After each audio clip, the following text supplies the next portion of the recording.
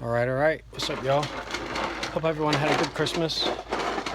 So I'm just trying to wrap some of these wires in loom. I got that back one that's coming through the firewall. I got it wrapped with loom. I got to get some smaller, like I guess it'd be the 1/8 inch or the 1/4 inch, and do the wires going over there. Because I've got 1/2 inch, but it's just too big for what that is. Also, I got looking. I ran all the wires through the clutch hole like a stupid idiot, and I should have just made another hole, like I did on my blue car. I had to pop a hole, kind of like down here, and ran everything through there. Because I mean, it's fine for now, but if I ever decided to go T5, which I'm thinking about, it won't be anytime soon, but there's always a chance. That means I'm gonna have to move all of these wires, and there's like 7 or 8 of them going through there. Damn, I don't know why I did that. I just wasn't thinking at the time. But chances are I might not. What I'll probably do is just have this car as a, just have it as an automatic and just drive it. I got to thinking. I said, if everything I have is T5, I say I break my leg or something happens, I don't have anything to drive, so I'll probably just keep this one automatic, but it just depends. We'll have to see later down the road. I would like for my son Jackson to drive this car when he's a little bit older, get him to learn how to drive and something like this, and then as I get older or whatever, he'll have my GT, which is a T5. So anyways, but I got thinking, shit, it'd probably be better for him to learn how to drive manual in a car like this. So if he slips the clutch and hits something, it won't be that big of a deal. But I'm thinking, he's only 3 years old, so I'm thinking down the road, but a lot can happen between now and then. So yeah, that's what I'm up to. I'm just wrapping these wires in loom and just piddling, basically. I did get the exhaust up to where it's not hanging. Oh, let's see if I can get it. So I got both of them level.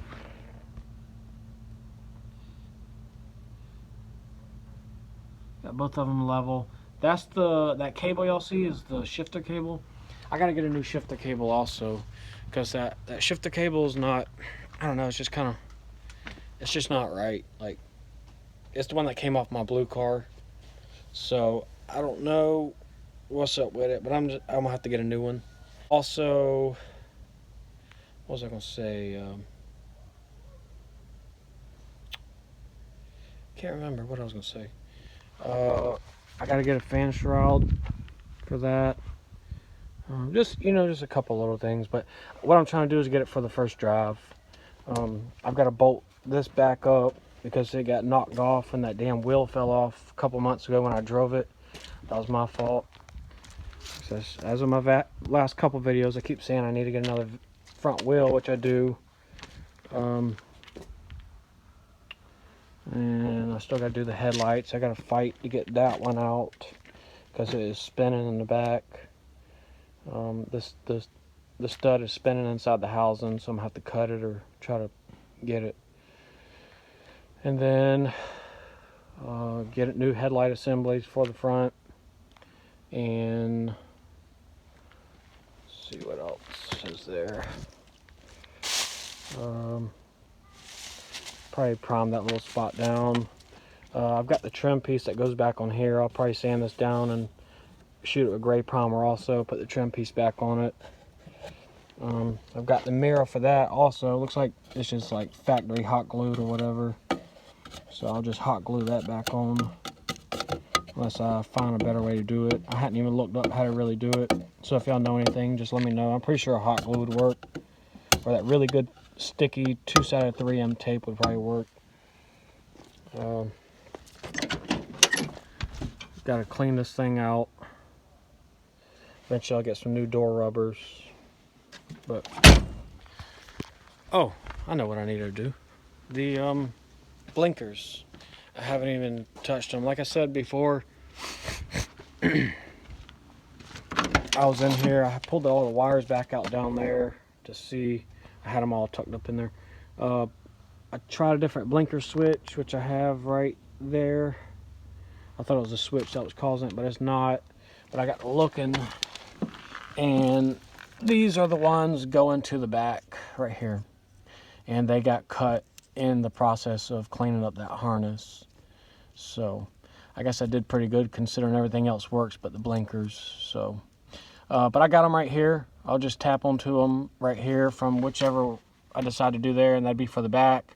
And then for the front, I still got to find the front on this block, or it might be on another one. I really don't know yet, but I got to figure that out and get me some clutch pedal rubbers and clutch and brake.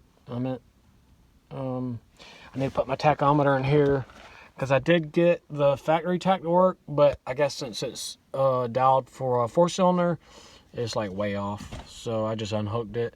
I've got my 6-inch autometer tach, or 4-inch, whatever size it is. I'll probably just put it right there. And I got the correct bezel for that. That came off my 87. I'll keep that one in case I ever go T5. I'll have that one. You know, just normal stuff. So, and with this going to be a daily, I'll probably get the cup holder one that goes there. Take that one out. So, anyways, I need to vacuum this carpet out. This brand new carpet I put in here. Get me some floor mats. So, that's what's up, y'all. I was just touching base.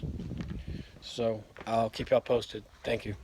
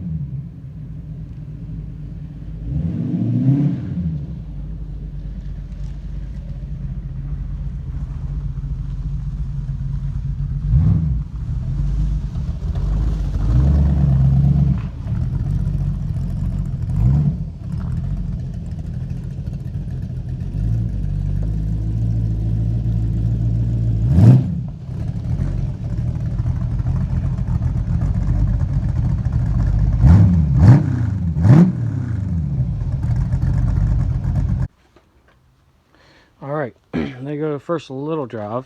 I don't want to take this thing out too far until I get tag and insurance on this thing. But just a couple things while I was driving just then. I don't care how the throttle feels, it's just really stiff. And I think a lot of it has to do with how bound up this thing is. That's just the stock 4-cylinder throttle cable. Now this is not supposed to even be a throttle cable bracket, but I made it one. So a lot of it might have to do with that. I'm looking to get an actual 1985 throttle bracket with the throttle cable. That's what I would like to do, and hook it up the right way. This thing is probably about 4 to 6 inches longer than it really needs to be, and how bound up it is probably causing some restriction in the pedal. So but other than that, I mean, it seemed okay. I didn't get up fast enough speed to let it go through all the gears, but I did jack the rear wheels up the other day and let it run through the gears, and it seemed okay. I just won't be able to tell about my overdrive and how much tension needs to be on that cable until I'm actually out driving it and adjusting it as I go. But before that, I'm gonna have to do headlights, do the turn signals, and tag and insurance and all that junk. So, but I have been cleaning up a good bit of this wiring, as y'all saw. I would also like to hook the heater up, the heater lines right there.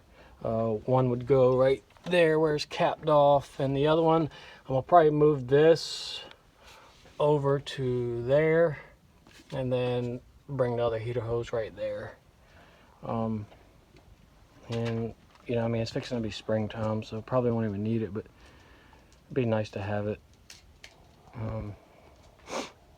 Just small stuff, you know, at this point, but it's drivable. Oh, the other thing is I don't have my vacuum hooked to my brake booster, so I need to do that. It just dead ends right there. I need to do that. I think I'm gonna do away with the tree because nothing's going to it. I'm just gonna go straight from the booster to the intake. But I want to get, instead of a fitting that goes back here that's got tree, I mean, I would like to keep my vacuum gauge. I would like to have one that just kind of goes straight up, and then like maybe one off to the side, but this just isn't, it doesn't have a barb on it big enough for the 3/8 fitting on the booster. So, and I'm pretty sure it needs to be at least 3/8 to get the proper vacuum to that thing. I could be wrong, but and I'll just, I don't know, we'll see what happens. We'll go to the next step. Next step is definitely getting the blinkers fixed, getting the headlights in, and getting that rim on. And then I could actually put tag and insurance and drive it and adjust it out how it needs to be as I'm driving it. And then eventually get his fan shroud and all that junk. So, but eventually I'm gonna put the turbo kit back on it. I just want to make sure, you know, everything's gonna hold up. You know, I don't want to say I disturbed this motor, but I kind of did in a way. You know, I fly cut the pistons, I put new mains and rod bearings in, new cam bearings, you know. So I didn't necessarily disturb it, but at the same time, you know, I messed with it, you know. So I'm not trying to go and shove 4 or 5 pounds of boost down its throat right now, you know. I just want to see how it holds up.